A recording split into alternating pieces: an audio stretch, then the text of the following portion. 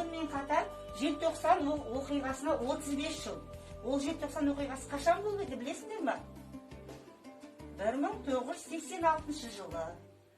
Ендеше сендер сол желтоқсан оқиғасын сендер кішірек балаларсыңдар ғой, біле қоймаулары мүмкін. Сондықтан бүгінгі шарамызды, жиналып отырған шарамыздың тақырыбы желтоқсан тәуелсіздік рухы.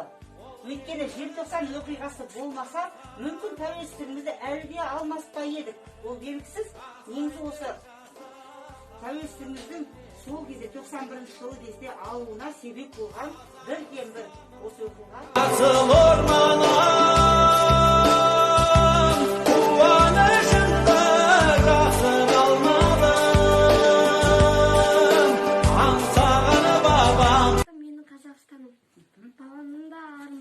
Осекем ғой аңсаған тәуелсіздік таңдары бақ береді баршаға көк туым қолыма бүгін берік ұстанып түсті бақыт жолыма менің Қазақстаным.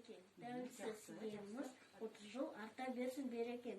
Өзімді мақтан етемін, Қазақстаным отаным. Құтты боп 30 жылдығым, жаса деп пұн қатамын.